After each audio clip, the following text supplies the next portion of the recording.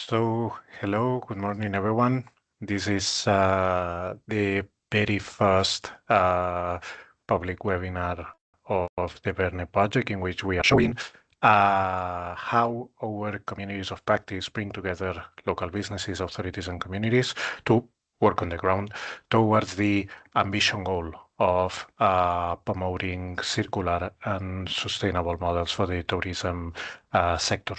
During this session, we will, of course, introduce briefly the project. We will introduce the landscape of the pilots in the project, and I'm very happy to share the sessions with the partners that lead the implementation of the pilots within the project, but they will have the opportunity to introduce themselves when they participate in the session. My name is Edgar. I'm the project coordinator for VERNE, part of P&O innovation team in Spain. And as an icebreaker, before we start with the actual short presentation of the project, I can invite you to join us, replying a quick question using Slido. I hope you are familiar with the tool. You can basically access through your browser at slido.com. Write down the number that you can see on screen, and we wanted to start the session with a brief question. What do you see as the main barrier to make tourism sustainable and circular in your context? So think about your profile, think about your experience, and write a sentence, write some keywords that connect to barriers that you see in the process of making tourism sustainable and circular.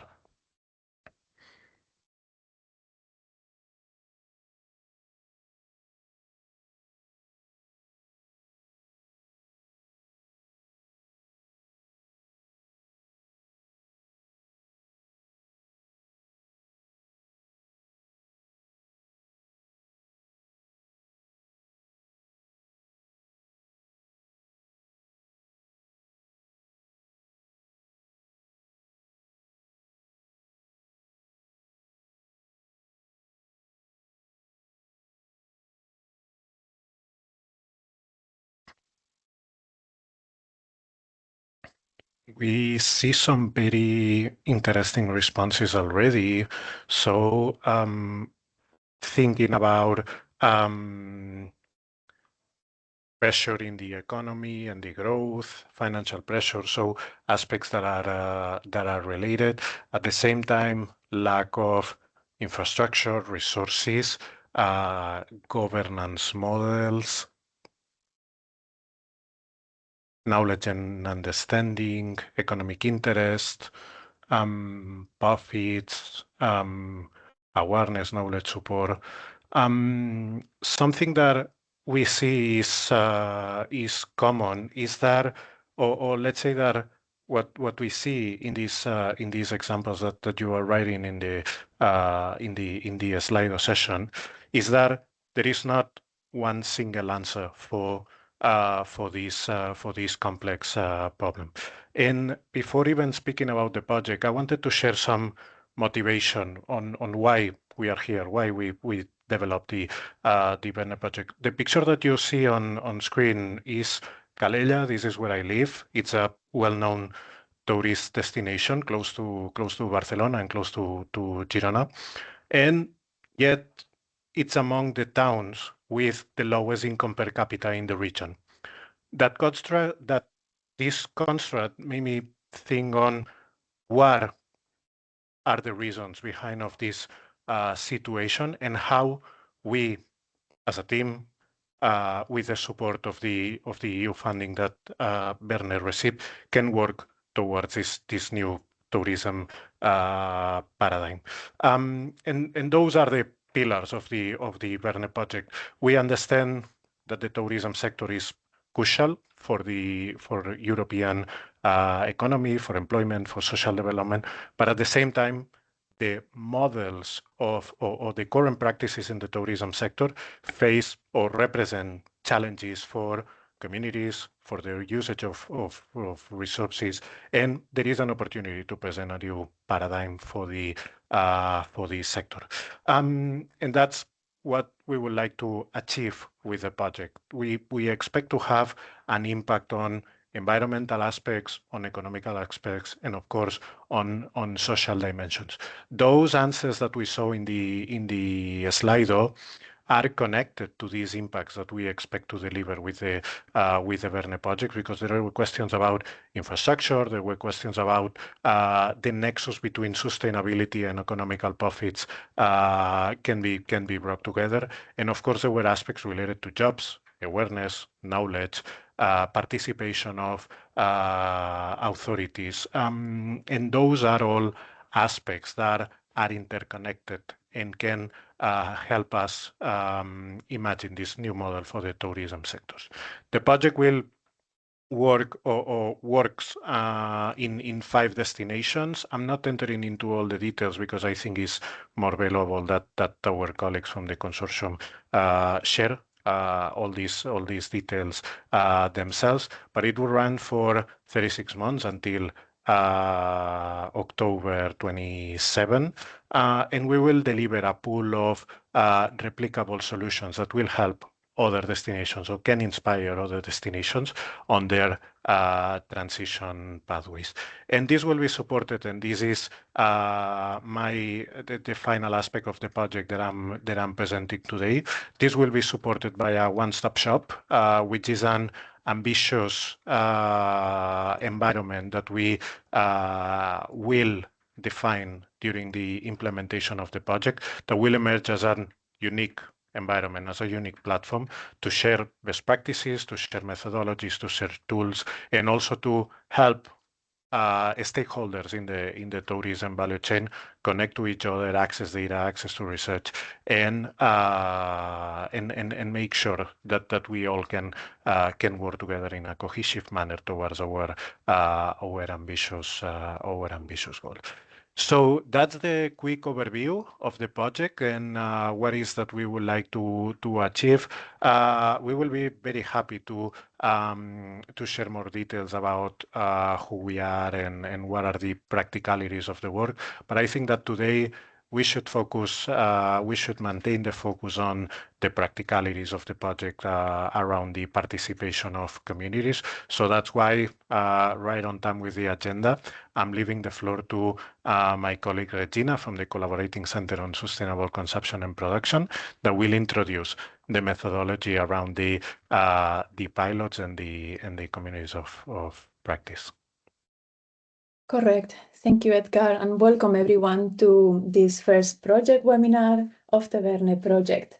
I will be introducing, well, I'm a project manager from the CSCP, Collaboration Center on Sustainable Production and Consumption, and I will show you a bit what we are doing at the VERNE project at the level of communities of practice within the 5 pilots that Edgar briefly mentioned, but we still don't know them. We will know them shortly. Today, to start, and before introducing this session, the small session agenda, I wanted just to highlight why we are here and also kind of ask this ice-breaking question to the audience if anyone wants to speak up or see so basically we are not here only for knowing about sustainability and the tourism, but also we are here to have a sneak peek about these 5 pilots and what they can teach us, how they are driving the circular solutions towards a more sustainable agenda in the tourism industry.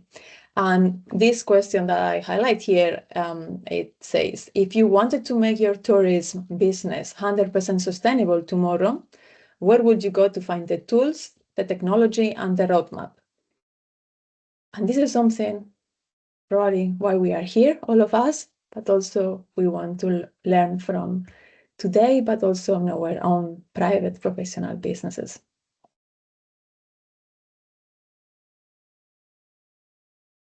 And this is what, if no one wants to speak up or share anything, This is why the tourist SMEs, businesses, and also what Edgar just mentioned before in the region near Girona in Spain, that there is a lack of knowledge, but we also learn from the mentor, Slido. The SMEs, they don't know how to change, and that's why we are building this VERNE one-stop shop, a single hub for accessible circular solutions across Europe.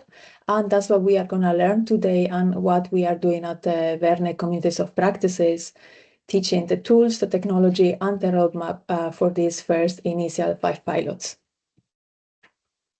In today's agenda, I will briefly explain the VERNE project, the communities of practices. Will slightly, very briefly introduce the VERNE 5 pilot destinations and our main key objectives and community of practices roadmap. We are already Edgar highlighted a bit, but we are also very concerned, as we are part of this project, about the tourism ecological footprint and how it still remains a challenge for the local communities and their ecosystems. It adds national greenhouse gas emissions, puts growing pressure on water and natural resources, and in overall, the way tourism is handled in these days and is being practiced is becoming very unsustainable.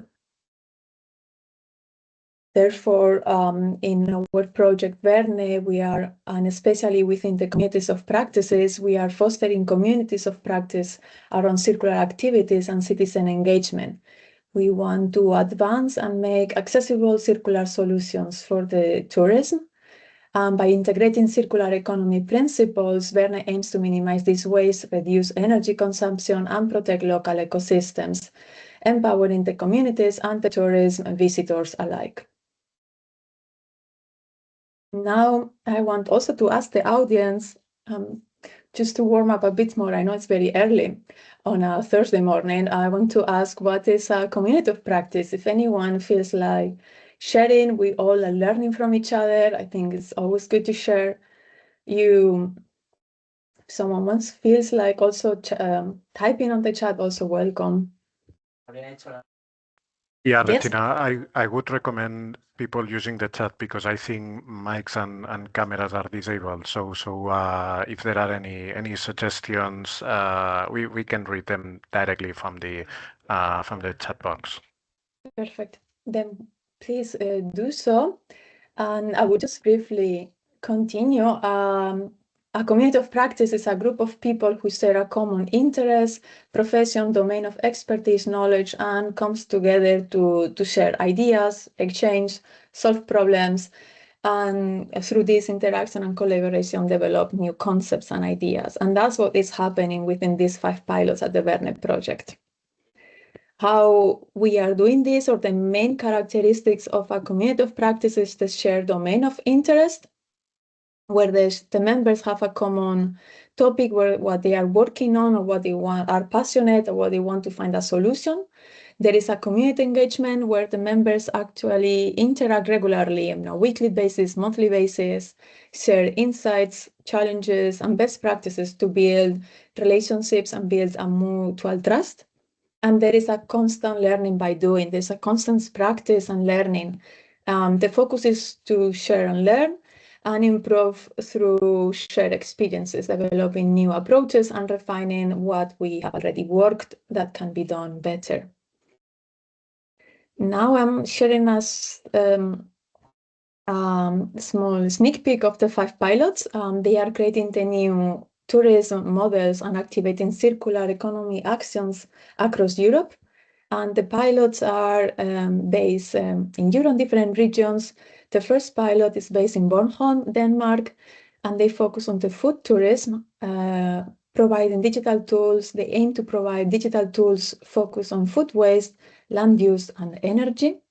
The second pilot is in the region, cross-border region between Germany and Denmark.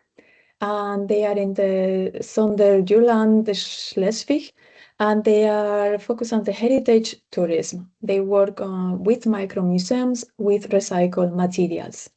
The third pilot is on the island on Santorini, Greece, and they are working on the agrotourism, and they focus on wastewater treatment, composting, and e-mobility. The fourth pilot is on the region of Finland, Uusimaa, and they focus on virtual nature-based tourism services. And last, the fifth pilot is in the region of Pormuge, Slovenia, and they focus on the zero-waste food system, emission-free distribution. We will know more from them in a bit. I just wanted to give you a bit of a context. What are those pilots and what are their circular solutions? To know a bit more about the content of our work at the VERNE project within the CSCP, our center, we are working together with the pilots and with the VERNE team. We are developing a common framework to establish and implementing the communities of practice for the sustainable and circular tourism. We are also constantly customizing stakeholder engagement strategies through the COPs and enabling open discussions and participatory planning in these regeneration processes that the pilots are facing. And also we are helping them to demonstrate and execute their use case activities in the pilots and emphasizing on local communities and tourists and visitors in the regions. They are also developing workshops, and we're helping them to engage with citizens and tourists to encourage the circular behaviors in each pilot area. And before I conclude, I wanted to show you our roadmap of the communities of practice. There is 5 points that we highlight here. Of course, this goes on and off and changes on the go because we are learning by doing, and everyone does as well. But the emphasis and the roadmap is that we have a continuous learning and feedback, that we ensure at from our position, we help the pilots to share our feedback, and we engage both vertical and horizontal stakeholders. We also have an active or facilitate an active participation and co-creation of workshops within their communities and their tourism actors and visitors. And we also are helping the pilots, or together we are actually fostering knowledge and sharing and collective problem solving, supporting innovative actions in the regions. And by also engaging visitors and tourism citizens, we are also practicing the behavioral change on circular activities in their areas. As well as the ultimatum goal is that these activities and these pilots are establishing their pilots in a long-term impact. They are aiming for a long-term impact and creating a local ownership, which means that after the pilot is over, they have their network, their community, and their know-how and the tools and the roadmap to continue growing and building the sustainable solution in the tourism area in the region. So to this, I am concluding, as well as I hear now that you cannot speak up on the microphone, you can type on the chat. If you know any other community of practice activities happening in the tourism area, industry, please type it on, and also let's chat. Thank you very much, and I look forward to your comments.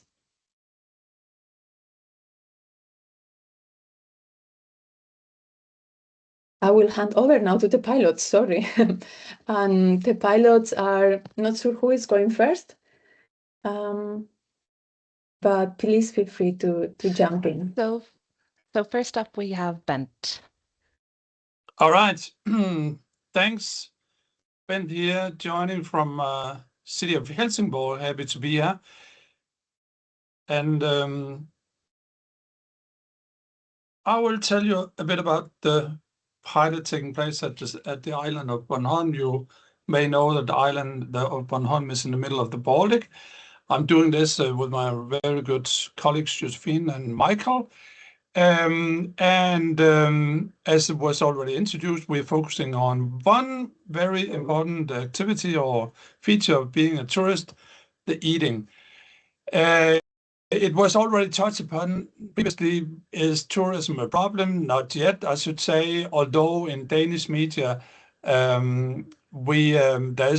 has been an ongoing discussion on the limits of tourism, too much Airbnb, too much tourists in the cities, but we're not there in Denmark, I should say, although the discussion is beginning to start up and say, well, how could we maybe look at a little more at the downsides of tourism, and how can we make create more benefits for local for the local area. So that's a good starting point. No crisis, no disasters yet, but an openness to discuss how do we move forward. And I should say that a bit about Bornholm. Bornholm is a small island, 40,000 people living there, having about 600,000 tourists a year. So it's definitely a tourist island, and an island that sort of over the past 30 years, 40 years, lost its position as a fishing island, because the fish disappeared more or less from the Baltics due to, I should say, among others, the influence of the agriculture and nitrogen depletion. So there's a sort of a sad story that on Bornholm they want to reorientate, reinvent, and say how can we, and actually they managed to, over the past 10 years, to create themselves a position as the food island of Denmark, the place you go to if you want to do outdoors, bicycling, have some good food, and they created a lot of brands that is unique to Bornholm in the food area. What we did is that, of course, and when it was already introduced, the community practice, we want to understand, you need to know, right? You need to know who are the stakeholders, because we as researchers cannot do this alone. Who are the stakeholders? What do they want to do? And what's out there already? So you need to know the context, and we've been spending quite some time on doing that. Don't start from scratch. Know who are there, who is going to work with you, who is going to invest some time in working with you, and what projects are already there. So we spend quite a lot of time on interviewing a number of stakeholders over there to create this situational analysis that is our starting point. What is the outlook of the Bornholm foodscapes then? Well, a snapshot look like this. There is a strong Bornholm food brand, as I said, but there is also a lack of coordination, support, especially from all the small businesses. And trust me, there's a lot of the small business over there that wants to do circular things, sustainable things, new things. But there is also a lack of coordination. And we as a project has then the advantage that we can offer a little bit of that support. There's also a discussion on what is actually the value creation, and I think I'm going to show you a picture of the different types of tourists, that especially the professional tourists that are starting coming now, because it is that Bornholm is announced as the energy island of Denmark. So there's a lot of professional delegations coming there. And suddenly they realize, well, these professional delegations, they ask whole different kinds of questions on sustainability, on documentation, on transparency, on climate emissions, all these kind of things. So the idea is that, or the problem is, there's an unclear value creation. What is the common narrative? We are good at telling about Bornholm, but what is actually the depth? What is the documentation? Can we back that by quantitative measures? How can we create an upgraded circularity profile? How can we take advantage of the strategy making that is taking place both in the food area but also in the tourism area, led by the local municipality? And how can we synergize with all the strongholds of the island, which is handicraft, energy, as I said, nature. There's a lot of amazing outdoors over there, bike tourism, these kind of things. And most importantly, can we increase the low self-sufficiency, which is about 6%? And if so, how do we do that?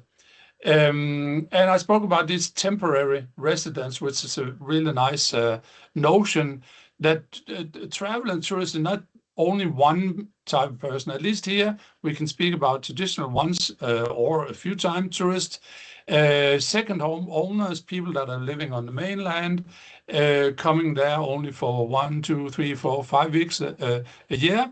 And then, as I said, introduce this importance of the professional business class travelers, people that are going there for conferences, for delegation visits to do business, and they need to be taken into account, all these three personas. Now, how do we work here?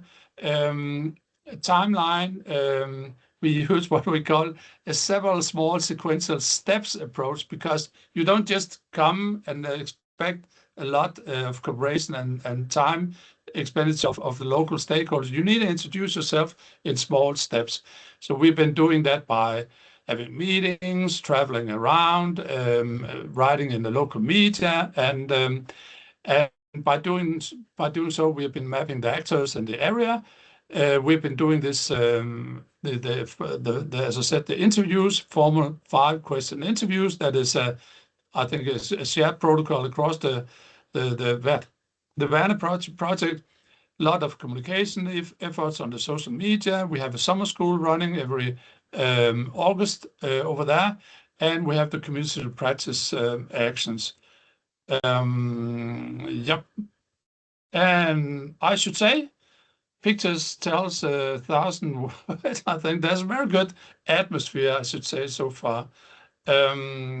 Now, we have 3 focal areas. What is the kind of food activity you are doing once you're traveling? I mean, it's banal to say, but you are eating out. So you go to a restaurant or you stay at the hotel and eat there. So that's the hospitality, food service, the out-of-home eating sector. Then there's the self-catering thing. If you live in a summer house, you will be going buying food in retail. So that's an important sector. And then on Bornholm, you have a lot of, and you have a growing business on what we call experiencing food tours. People that go foraging, that goes for shellfish, farm shops, markets. So there's a lot of these agri-tourism kind of activities that people spend quite some time on doing.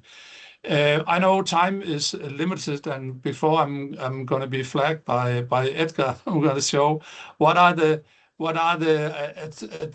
the present the outlines of a solution. We're going to go there in 1 month and present some of the solutions or the ideas that we've been picking up for the local stakeholders.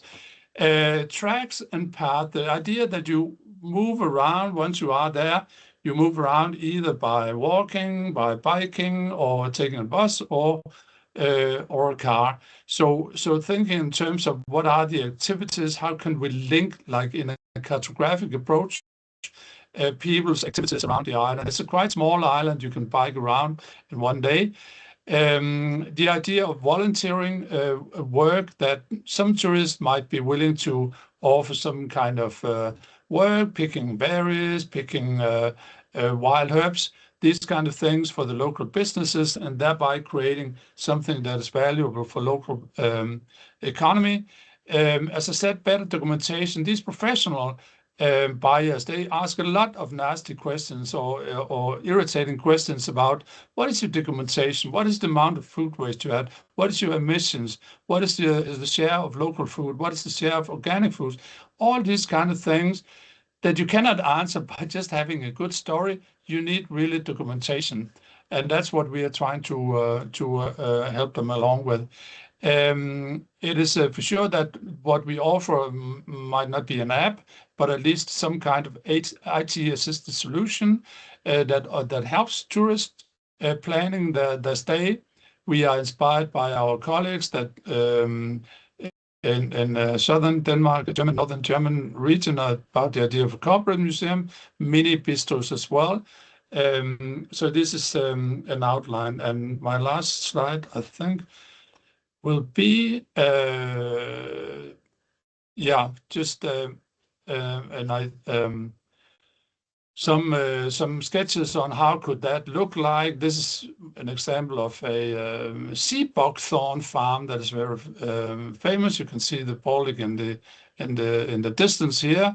So this is a farmhouse. A lot of people coming there to buy. There's a small farmhouse, and what we're discussing is, could we have a small bistro? Could we have a small micro museum? Just an idea.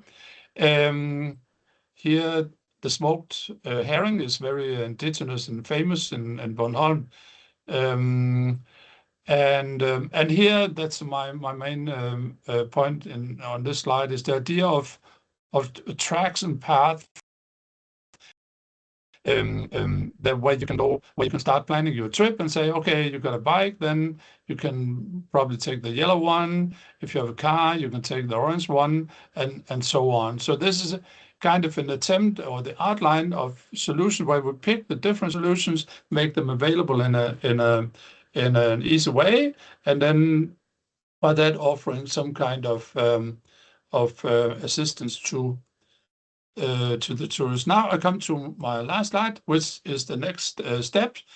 We have two highlights here. We're going to go there in February. We're going to do a road trip around and just meet with our partners over there, present our solutions, have their feedback, and get more input. Then in June, we're going to have the whole consortium coming to Bornholm. We have a project meeting, we have a general assembly, and then we have field visits around the island, and then hopefully we're going to have some on-stage visibility here.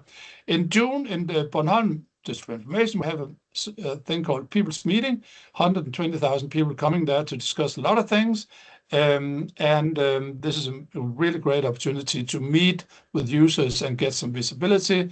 The week after, there's the most famous celebrity chef contest in Denmark called Sunrise over Gudhjem, and we're going to be just there in the middle of those two activities. With that said, thanks for your attention, and back to you, Edgar.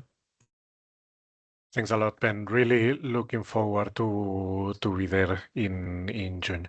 So I'm leaving the floor to Henry, representing our cross-border pilot on heritage tourism. So please, Henry. Thank you, Edgar. And it's so nice, Ben, that you get inspired by corporate museums. And it's maybe one wonderful thing about the VERNE project that we get inspired from each other. So that's really nice. Welcome from Denmark, and welcome from the University of Southern Denmark. I'm very happy to present the second pilot approach. My name is Henry, and I'm very pleased to be able to talk today about several of my favorite topics, namely sustainability, tourism, as well as museums and corporate heritage. Let's talk about the SDU pilot, Corporate Museums Sønderjylland Schleswig. We make corporate heritage visible and make it accessible to tourists and citizens. We contribute to the development of tourism in the sense of slow tourism and cultural tourism. We contribute to a regional quality of life, as well as to alternative concepts to the city center. Bernd already mentioned as well. Finally, we're enhancing cultural life in a rural and remote region and preserving regional and local memories. I will first briefly present the pilot description simply to set the scene. After that, I will explain our pilot project here in the region. I will define corporate museums and introduce our platform. Finally, I will talk about our community of practice approach and our increasing network behind. Sønderjylland Schleswig is a rural cross-border region spanning Denmark and Germany and is rich in cultural heritage, which is not yet fully employed for innovative tourism concepts. There's currently a high awareness of sustainability and climate neutrality among businesses and municipalities. However, circular economy initiatives remain underexplored. The VERNE project aims to address these challenges by promoting sustainable cultural and heritage tourism through corporate micromuseums, fostering regional identity and integrating digital solutions to enhance accessibility and engagement. Means we are supporting businesses in creating small-scale corporate-owned museums that repurpose existing and recycled materials to showcase historical artifacts, industry heritage, and cultural narratives. These Micromuseums enhance local tourism while promoting sustainability.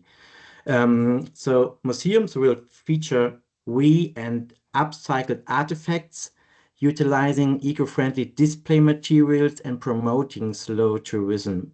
I mentioned already. So the theoretical approach behind is a corporate heritage communication, or CHC.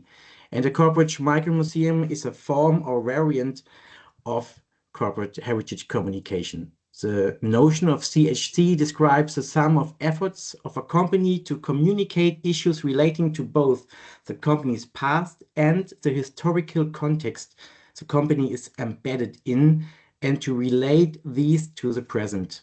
This approach follows the concept and research by Clarissa Luke. Clarissa is our pilot leader and associate professor of corporate communication at the STU. Let's define corporate museums. So corporate includes any form of organized association. Museums means a display of artifacts and historical elements the corporation feels a relation to.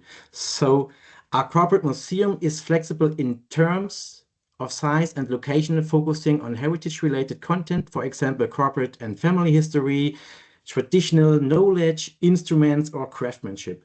A corporate museum is following sustainability, has an on-site experience, and can ideally offering public access. The following 6 project partners you can see here on the slide have different forms of corporate museums, which brings a wonderful variety in collaboration and co-creation among the stakeholders. So on the left, you can see our own corporate museum, and it's per definition a micro-museum. We have a recycled vitrine with upcycled artifacts from the cross-border study programs. It was one of the first in Europe. The next, the Prague Rum Manufacture Museum, has an extra exhibition space. So for the product rum and the history of the rum history. On the right, Marcos and Osen, in contrast to this, they have a micro museum as well, but they have a guided tour during ongoing business operations, which is what's really, really exciting to tourists and citizens.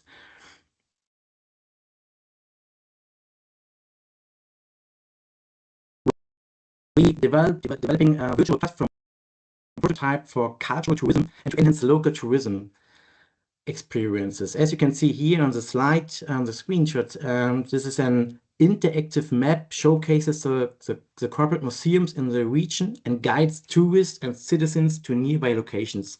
So special features will be, of course, the interactive map as a central exploration tool, and to have clickable museum profiles. Then you can filter by categories, you can search, you have multilingual content. Here on the picture, you can see Tarek Youssef. Tarek is the lead engineer of the development of the platform, and he's associate professor of data science.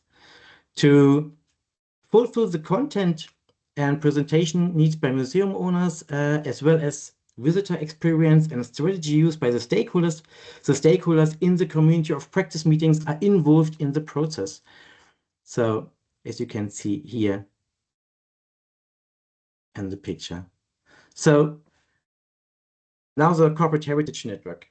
This is actually the heart of our community of practice and connects relevant stakeholders from the region. We integrate various sectors such as local champions, public authorities, policymakers, tourism and business operators, tourists and citizens, civil society organizations and community groups, knowledge and research actors, and so on, and across the 7 municipalities and districts of the Sönderjylland-Schleswig region.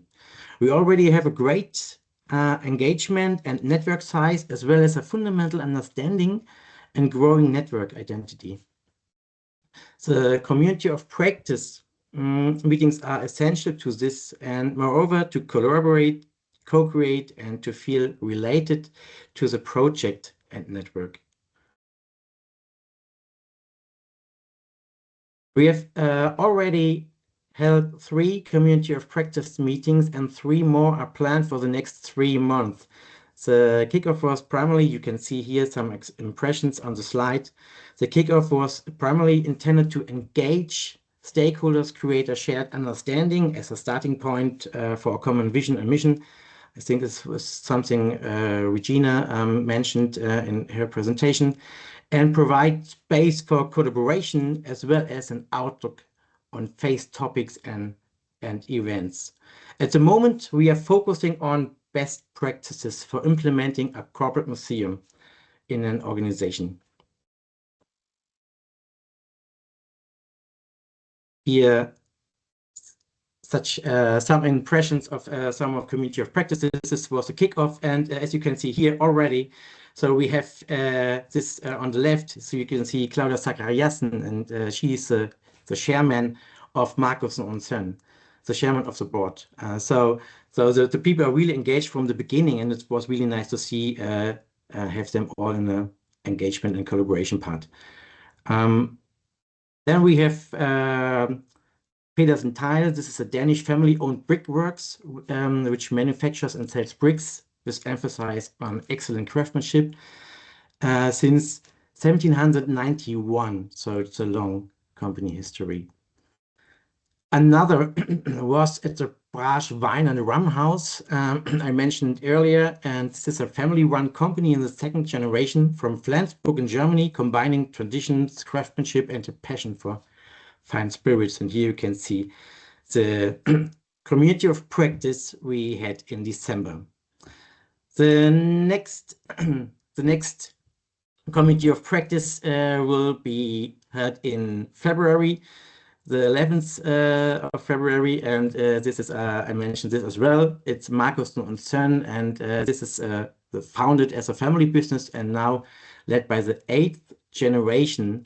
So Markus und Son continues a long tradition of exceptional pipe organ craftsmanship. So this is really what we are all looking for.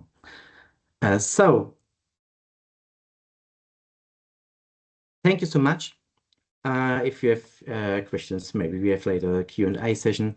But for now, thank you. Thanks a lot, Henry. We will introduce the Finnish pilot with a recording because the lead of the session is not participating. So, Joanne, you can. Good morning, everyone. My name is Dr. Kelsey Johansson, and I'm a research scientist in the Recreation and Nature Values Group of the Bioeconomy and Environment Unit at LUCA, the Natural Resources Institute of Finland. I'm also one of 3 researchers working on the Finnish pilot within the overarching VERNE project. Today, I'll be introducing LUCA's virtual nature pilot, and I'll be sharing our approach to co-creating these virtual nature experiences using storytelling to support inclusive, circular, and sustainable tourism solutions in Finland. But first, a little bit about LUCA, the LUCA VERNE project pilot team, and our virtual nature lab. The Natural Resources Institute of Finland, or LUCA, is a research organization operating under the Ministry of Agriculture and Forestry of Finland. LUCA's mission is to build a sustainable future and well-being from renewable natural resources through ambitious research and knowledge. Through research, LUCians create value and solutions for our customers by solving local and global challenges to achieve our vision of being bold builders of the biosociety. I work out of our head office in the Viki neighborhood of Helsinki, but we have over 1,200 employees across Finland, working to address our strategic priorities of strengthening the renewal and innovation of primary production, creating solutions promoting responsible and reconciled natural resources use, fostering a competitive and crisis-resilient biosociety, and valorizing natural resource data and turning research into impact. As previously mentioned, I'm one of 3 members of LUCA's VERNE pilot project team. The team is led by research professor Lisa Tervonen, and other members of the project team are myself and researcher Tuomas Kari. Each of us brings a unique skill set to the project, helping us to achieve its objectives. Our Viki campus office is home to LUCA's Virtual Nature Lab, or VirtuLab. a unique and adaptable virtual nature space that can be used for multidisciplinary environmental research. It's been designed in collaboration with experts in research, audiovisual technologies, construction, and interior design, and it allows researchers to recreate the natural environment using high-quality audiovisual technology. As owners of the Finnish pilot, the VERNE project team is using this space and its associated technologies to co-create and test virtual nature tours of the Uusimaa region of Finland as one of the 15 member organizations working collaboratively on the VERNE project.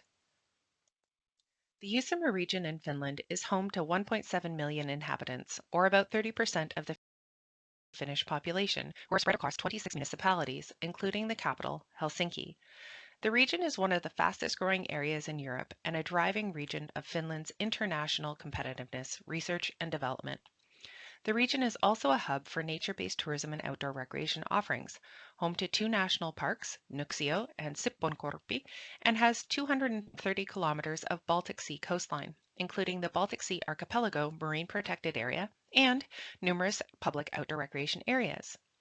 The region faces the challenge of finding a balance between construction and development needs, while also prioritizing the protection and restoration of nature in human-influenced landscapes.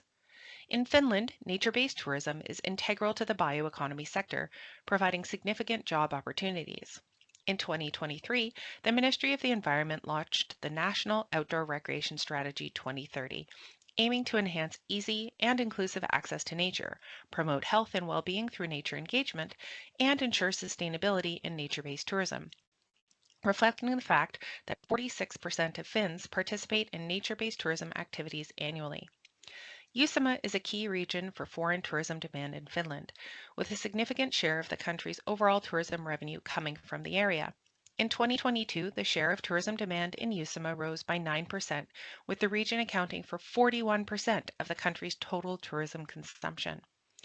As nature-based tourism services continue to expand in the Uusimaa region, there is a rising need to integrate sustainability, digitalization, and circular economy principles into the sector. This is where virtual nature tourism comes in. Virtual nature tourism harnesses cutting-edge digital technologies to deliver immersive encounters with the natural world. Using tools such as 360-degree video, virtual and augmented reality, drones, live streaming, and interactive platforms, it allows visitors to explore landscapes, observe wildlife, and engage with cultural heritage in ways that feel immediate and authentic, without the need for physical travel. For the tourism industry, this represents a powerful innovation. One digital asset can be shared, updated, and scaled globally, creating entirely new markets and revenue streams while dramatically reducing environmental impact. By blending cutting-edge technology with authentic interpretation and compelling storytelling, virtual nature tourism creates meaningful connections that redefine how we connect people with places. It generates new revenue streams and supports conservation and community projects, all while helping the tourism sector deliver on sustainability and accessibility goals, making experience design and delivery future ready and adaptable during periods of economic and environmental hardship or uncertainty. Virtual nature tourism can be delivered in numerous ways, including 360-degree and panoramic videos displayed in immersive rooms and headset-based virtual reality experiences. But it also includes in-situ augmented reality applications that overlay digital content like wildlife information or trail guides onto real-world views via smartphones or tablets.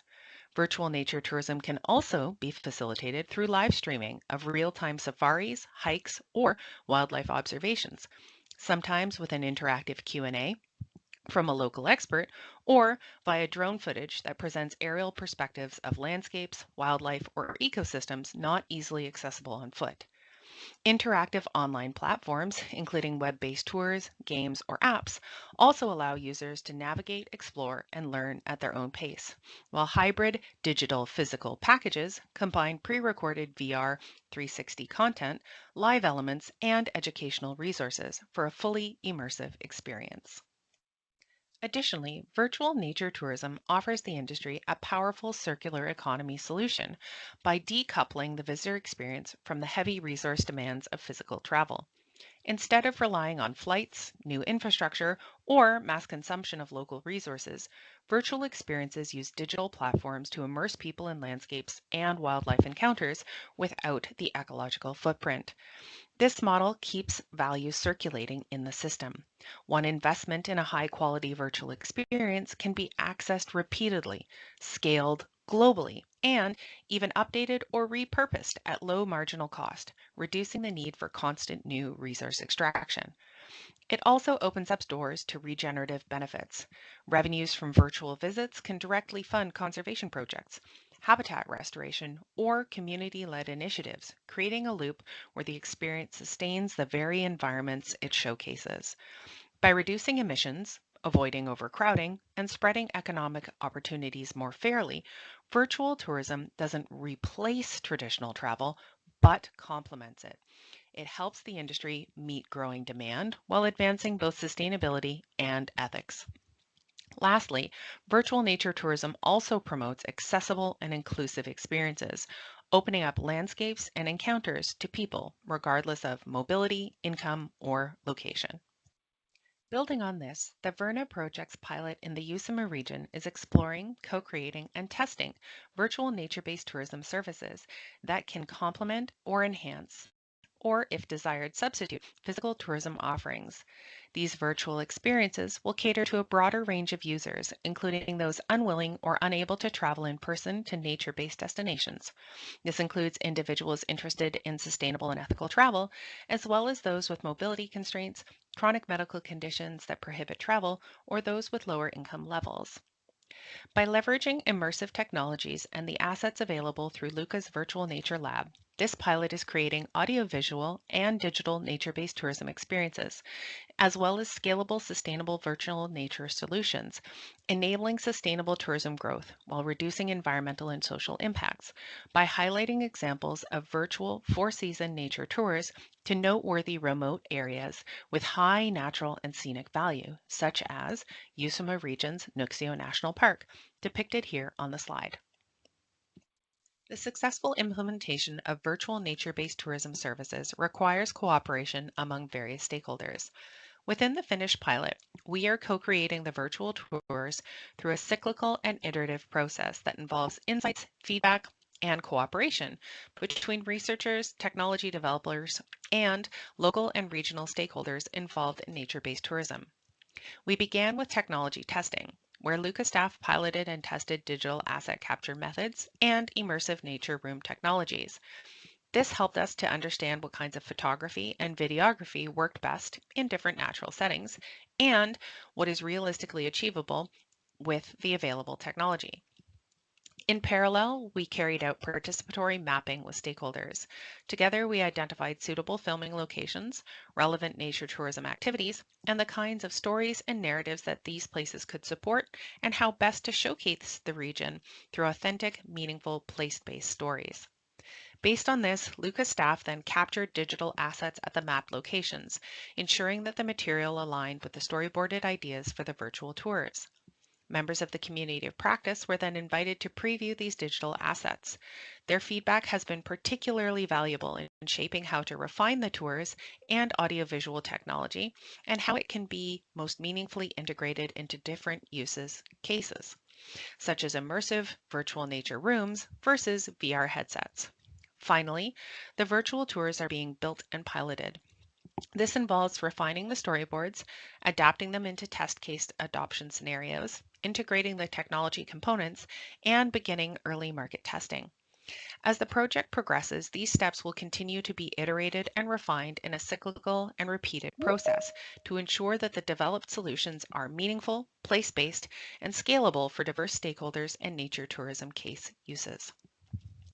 This slide outlines how we are co-creating the virtual nature tours within the Finnish pilot and translating the mapped and storyboarded information to create a cohesive story for each tour. Once filming finishes, technological assets unique to either the immersive experience of the Virtu Lab or to the use of VR headsets is being integrated. This allows us to create multi-sensory educational and immersive experiences, including soundscape and lighting integration, as well as use of thing links and other technology to support in situ virtual interpretation and education. The VERNE project in Usima represents a pioneering step in integrating digitalization with nature-based tourism, providing sustainable and accessible physical travel. By developing virtual experiences, reducing environmental impact, and promoting circular economy principles, the project aligns with global trends in sustainability and digital transformation. This pilot will serve as a blueprint for virtual nature-based tourism services, ensuring scalability and adaptability across Finland and beyond. All developed and tested solutions will be made available in the VERNE one-stop shop by the end of the project, allowing tourism businesses and stakeholders to adopt and implement digital sustainability practices within their own operations, uniquely tailored to their specific use cases. As we move into year 2 of the project, several key steps are unfolding. The most important of which is that in March and April of this year, we will be heading to the Nuuksio Lakeland region to engage in further stakeholder mapping and storytelling workshops with our local tourism entrepreneurs. This will include hosting 2 workshops at the Finnish Nature Center Haltia in Nuuksio National Park, and a second workshop in conjunction with our partners Visit Espoo, a local destination marketing organization within the Usima region. We will also continue to build our digital asset library, securing the footage needed to ensure that we have 4-season experiences, including winter experiences, within our tour catalog. If you're interested in following along with our progress, please feel free to scan the QR code in order to stay up to date on our progress. I'll ask Janja to participate, representing the Slovenian pilot from Pomerania. Please, Janja and Sophie, keep it tight to the schedule, approximately of 8 minutes per pilot at the most, so that we have some time to reply some questions by the end of the session. Thanks.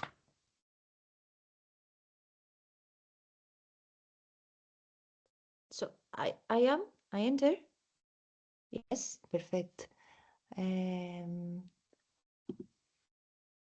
I can't. Yeah, sorry.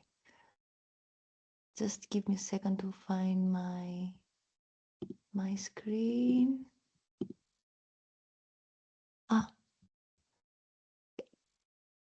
Can you see my screen? Yes, Sophie. Let's start with the Santorini pilot then, and we will leave the Pomorje for the last one. But please, Sophie, go ahead. Thanks for joining. Yes, sorry. All right. So, hello everyone. Good morning, yeah, time to go for a trip to Santorini. I'm sure you'll have images and ideas on how this island is, and there is a possibility that there is some skepticism. How can we speak about Santorini and sustainability and circularity? So today I will try to, show you a different future of Santorini. So first of all, why a pilot around circular and sustainable tourism in Santorini? And what is our mission there?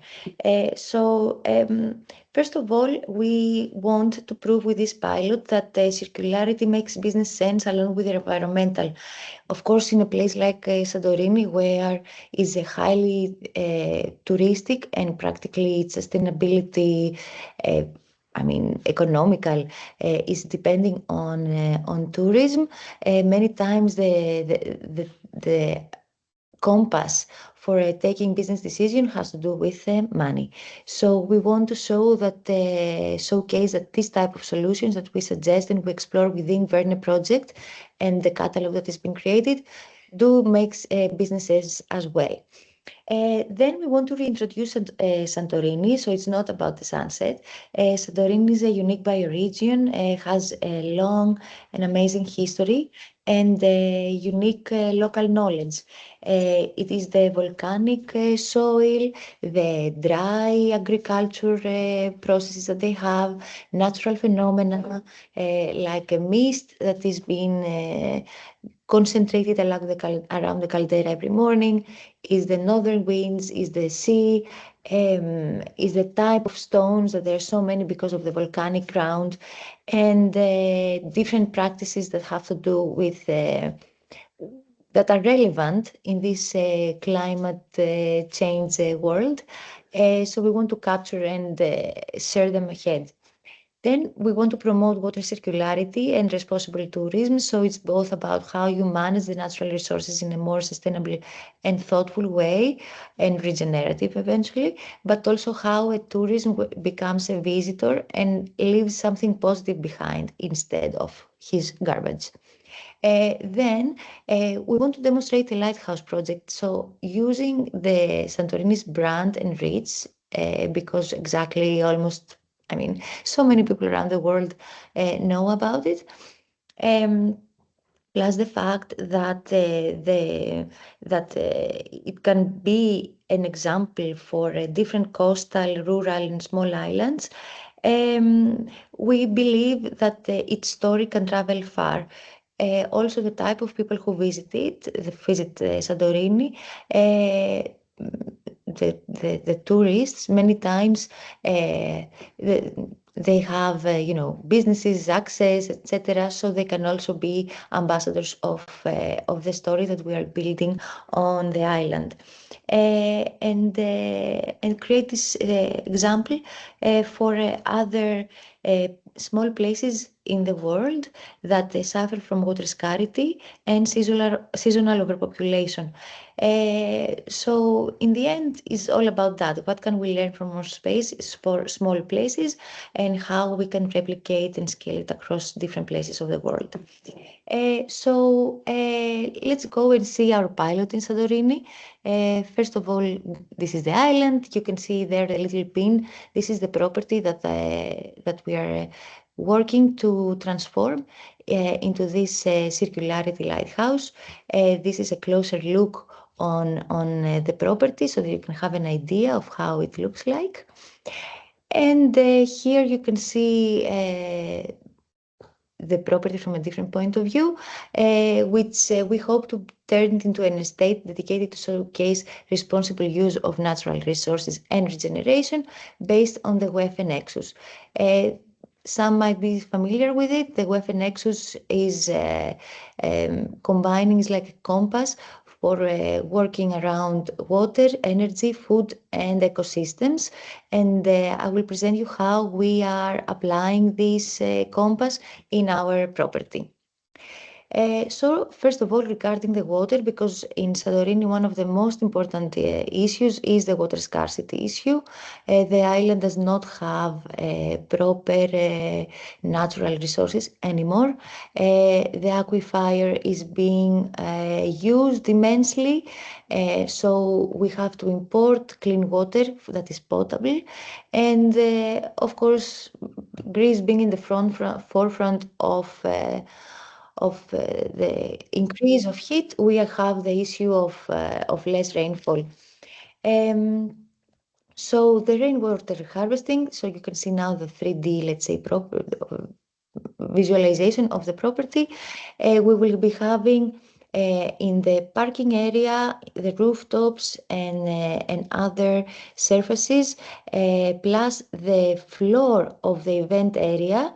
We will be collecting the rainwater from there, and we will be collecting it in these two rainwater storage blader tanks that you see at the back, these gray things. So this is a first loop. Every drop of water that falls on the surfaces that do not suffer from a lot of cleaning stuff and dirt and so on, we are going to be collected and used and saved in these tanks. From these tanks, the water will be sent into the building where it will be used for the flushing, the toilet flushing. Along with that, we have two subsurface underground water tanks that will amplify the water that has been collecting in the storage, the rainwater storage tanks. Why we use the flushing as a main issue in the water consumption? Imagine that flushing is 30% of the daily water consumption of an individual. And imagine how many times we might go to drink water, clean things, wash our hands, have a shower, yet only using the bathroom is 30% of the water use. This and of course, in terms of permissions and regulations that someone mentioned before, we are allowed to use not clean potable water, but this type of water for the flushing, yet we cannot use it for other purposes apart from cleaning. And when all the water that comes out of the flushes, along with the laundry, will end up in these two constructed wetlands that you can see on the left. And this water will be used for the irrigation areas that are marked in the green parts. So you can see that the water comes, from the sky, is being used 1 or 2 times till it goes back to the earth to irrigate the plants, but also contribute to the regeneration of the aquifer. The second pillar is the energy. So, of course, for the purposes of the visualization, above the parking will be a part of solar panels. These solar panels will practically give the energy needed for all the sensors and the water circularity systems. So it will be an independent energy network, contributing into the circularity, natural, let's say, sustainable DNA of these installations. At the same time, all the food waste coming out from the restaurant, the vents, etc., will be used for this wood and biogas stove. So we will be circulating the food, and this is the other loop, the waste loop. One is, as I mentioned, with the food waste. Imagine collecting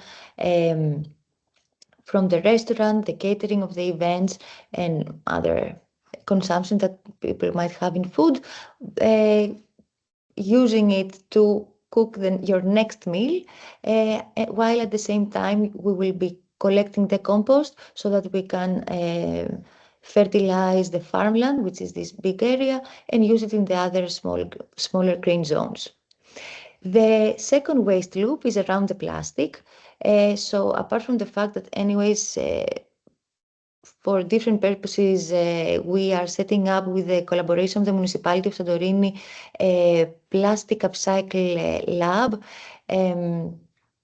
using ocean and land litter coming from beach cleanups in collaboration with the fishers networks.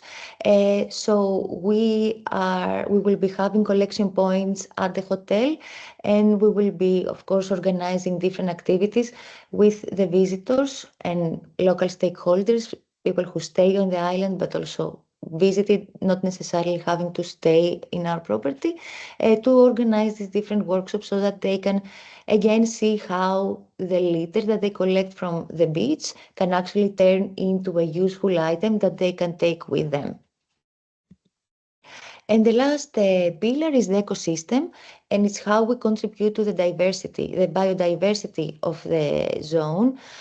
So, of course, we have the green zone, the farmland, where, and the other 3 green zones at least, where we will be enriching the biodiversity with the different plants that we will be putting, from herbs to some trees that they can, of course, survive there. We will be re-establishing different species that are starting to be lost in Santorini, but also we will contribute to the animal kingdom by attracting pollinators and creating this small safe ecosystem for bugs and other small animals.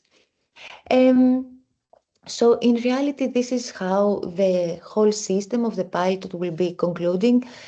You see there are these small, different, bigger, independent or connecting loops, so that we can really demonstrate how circularity works in a property of that kind. And how all this is translated into the visitor's experience? Of course, we will have some IoT sensors who can create a digital twin so that we can visualize both us from the functional point of view, monitoring performance, resource management, and observe the return on investment. And as I said before, it's one of our bets to showcase and benchmark this investment with compare it with the mainstream management of a property like that.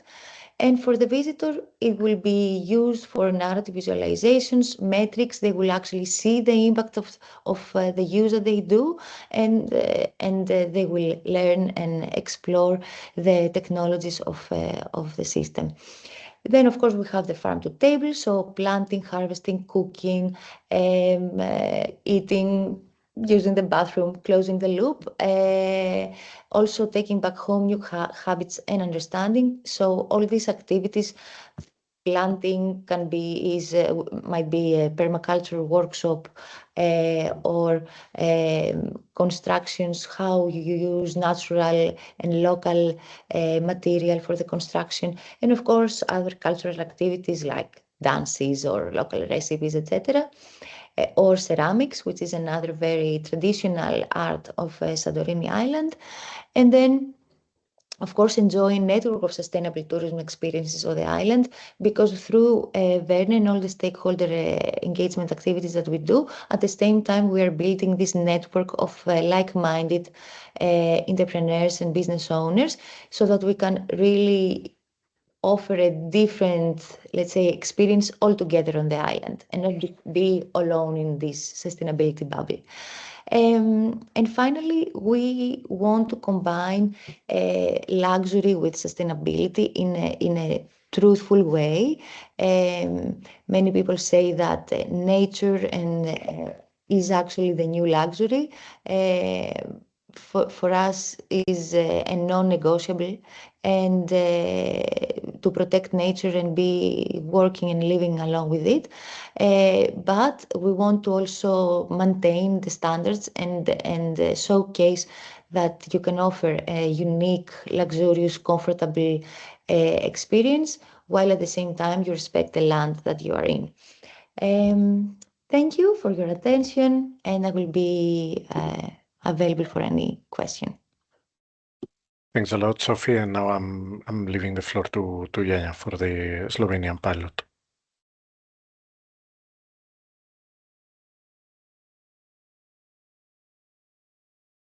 Hello to everyone. Do you see my screen?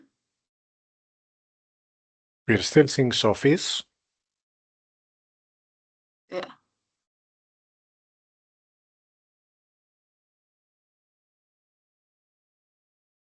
No, it's working. Okay. Thank you very much. Hello from Slovenia, from northeastern region Pomurje. Today I am excited to present how the ITC cluster from Slovenia is building a vital bridge between traditional agriculture and also modern digital solution. Our mission is both simple and ambitious, to empower the rural area through technology. As a digital innovation hub, the AgriFood, we connect farmers, businesses, and also tourism sector into a linked ecosystem where data isn't just numbers. We wish to work on the tool for better decision making. And what is our challenge? The Pomurje region faces significant challenges regarding efficiently and sustainably in the food chain. Our response is digital backbone built on two pillars, on our zero net food system platform for preventing food loss and waste, and also the AgriFood data space. These tools allow us to monitor inventory, logistics, and also market needs in real time, reducing waste and also increasing transparency across the board. In our pilot project, we focused on two critical technical aspects. First, internal traceability through blockchain technology. This ensure absolute transparency and also variable quality from the origin to the final consumer. And the second, we deployed electric vehicle for the collection of all food supplies. This doesn't just optimize our costs, it actively lowers the carbon footprint in our entire region's supply chain. And this is our point of view in this process. Janja, we can't see your next slide. It's still on the first slide. Apologies for interrupting. You don't see my slide. What is going on? I see only the oh, there, now it's changing. Thank you so much. Sorry to interrupt. Yeah. Okay, thank you very Now much it's for interrupting. No worries, thanks. This we are talking about now. And you now see the sixth one because I have the second one.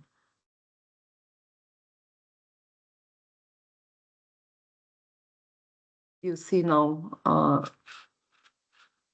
the fourth one. It's okay? It's visible? Yes, this is okay. It's okay. Yeah. Thank you very much. And what is our goal? It's we wish to be transparent, efficient, and also carbon neutral. And in our pilot, we wish to work on topic point. So we have a success story in the last year. The story that let's look on concrete example of this in action. Last year, we successfully rescued about 1,500 bananas over RIP that would have otherwise gone to waste in our green point.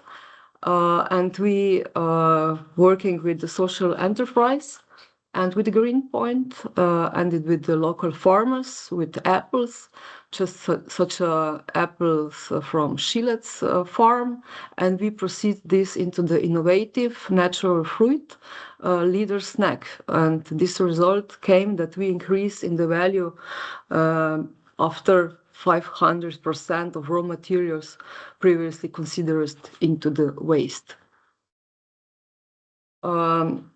And who are our customers in this process? These snacks are more than food. They are authentic regional souvenirs also, and we are targeting wellness centers, hikers, bikers, also the tourists, and looking for a local experience as well as for the schools and public institutions. This creates a circular tourism in our region, which is very good practice for modeling in the Slovenian side of view. And this is directly support food rescue and local farmers through this purchase. And what is very important in our pilots is social impact. Empowering the countryside. Our project is about more than just technology, it's about people. By integrating social enterprises into our digital value chain, we are creating new green jobs and also best practices for our rural areas. We empowered local producers to become part of the modern market while strengthening into social cohesion in our region and across the region. And the vision of our pilot, our model is now ready to scale, where we achieve with bananas, we are ready to apply to other regional supplies like pumpkins, apple and other fruits, also tomato. Our vision for this year is clear. We wish to establish a regional zero net food system that serves as a blueprint to the rest of the Slovenian place and also in the Europe. And in late spring in this year, we will host a major workshop to validate and begin the wide-scale rules for this model across the region and between the stakeholders. And for the last, to conclude, maybe digitalization for us is not just a goal, it is the tool that we use to build a better, more sustainable and fair world. And I think that this is the point of our pilot area. Thank you very much, and sorry for complicating with the slides. No, that's much appreciated. Thanks a lot to all the pilot leaders presented the activities going on in the VERNE project. So we are opening the session of questions and answers, which have little more than 5 minutes, but all the questions that we have received through the chat will be answered through the website. So once we make the recording and the presentations available, we will share the details of the presentations, of the answers to the questions also. The first question that we collected was written down in the chat when Bent was presenting. So maybe we could start with you if you're still around, Ben. The question was, in what ways can universities act as catalysts for promoting sustainable development within the tourism industry? And what are your thoughts or recommendations regarding this? So opening the door to, or opening the question to Ben, maybe Henry, also representing SDU, would like to add any comment, but your thoughts will be much appreciated. Sorry, the first part of the question, I'm all ready here. Yeah. In what ways can universities act as catalysts for promoting sustainable development within the tourism industry? Well, I think there's a general learning that universities can do a lot. I mean, in setups like action research and service learning, this kind of outreach activities with local communities. I mean, there's a lot of concepts there that we can use, and I think it's increasingly. I mean, universities, instead of working in closed labs at the campus, to go out and do action and dialogue research activities. And I think that the methodology we have here, the community of practice, also living labs, are good notions on how your researchers can work together with local communities. And I think that our experiences are that having a small business, you are so busy creating a bottom line, right? And then suddenly walks in some researchers that can offer something, that can offer meeting opportunities, that can offer synthesis of ideas, and that is, in our case, very welcome. I think that's really a general insight that local communities wants also to benefit from working with the universities. So I think it's all what you say, blue ocean strategy. There's a lot to do here. I think it's a great we have also a great chance to hear Henry, but I keenly ask all presenters today to turn on the cameras, please, so that we can see the faces just for the final 5 minutes of the session. So please, Henry. Yeah. Thank you. It's a really interesting question because I think what we experience so far is that we can build a bridge between the research and the deeper research we made in the different topics to the strategic goals and objectives the municipalities have. So for instance, so here the municipalities, they have the objective for sustainability and for enhancing the attractiveness of the region and for enhancing the attractiveness for tourism. So and we are jumping in and say, here are some really fundamental ideas and we can learn together from this. So what we have here is a really nice collaboration between the municipalities, the DMOs, and the university. Yeah. Thank you. There was I'm just following the questions in the order that are presented in the chat, but as I mentioned, there will be all questions will be replied after the session because we have another question for Ben. The question is, would like to know if the issue of waste, for example, from the gastronomy sector that was mentioned, will be covered too. And in what way you will involve tourism in this issue of waste in the Bornholm pilot? I think, in general speaking, food waste is really high on the agenda that the hospitality and sector and the restaurant sector needs to relate to. They need to relate to that. They need to relate to energy. They need to relate to plant-based diets and all these kind of things. So food waste is really high on the agenda. In Denmark, we have a green restaurant labeling scheme that is able to, which is documentation where you need to measure, you need to clarify, you need to document, you need to tell how much food waste you got, and that's part of, as you probably know, the EU regulation scheme that is all about collecting data on food waste. So I would not say that this is the first question you ask when you enter a restaurant. Can I see your menu as a traditional? But can I ask how much food waste you are having here? Might be in the future one of the questions. So definitely, it's increasing of increasing importance that you have, that you know, and that you actually contribute to reducing food waste. So that's definitely one of the things we have in mind to measure whether we could have some kind of key performance indicator on food waste for standard traveler. Yeah. Thanks a lot, Ben. There was also a question for Sophie. The question is, could you share your thoughts on how the model that you are applying in Santorini might be replicated in other neighborhoods or island, and whether there are any disseminations activity plans within I understand in the context of Santorini. Mm-hmm.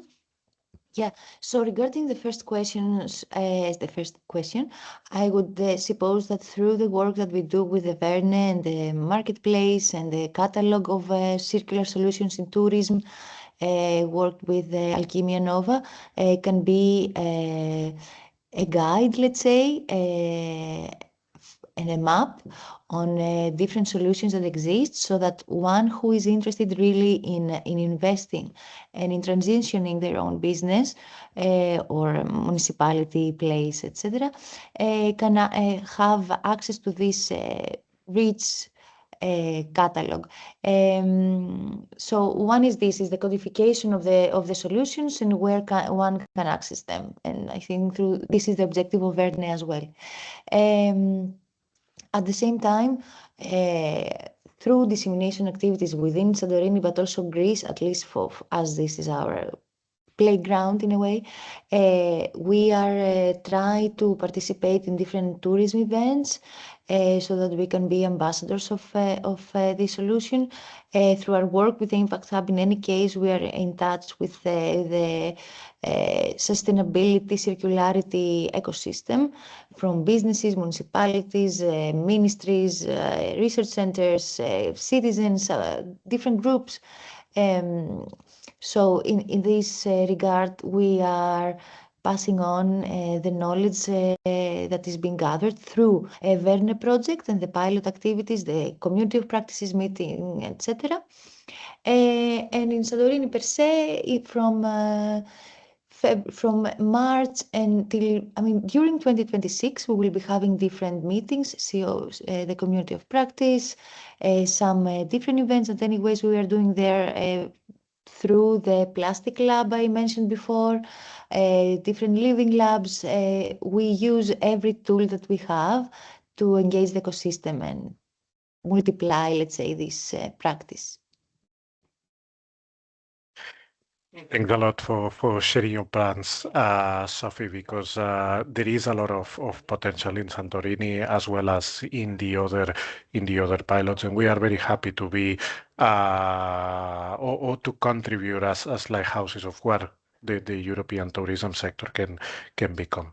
We are 1 minute of 11:30 that was our plan end time. So I think it's a great moment to stop the session here.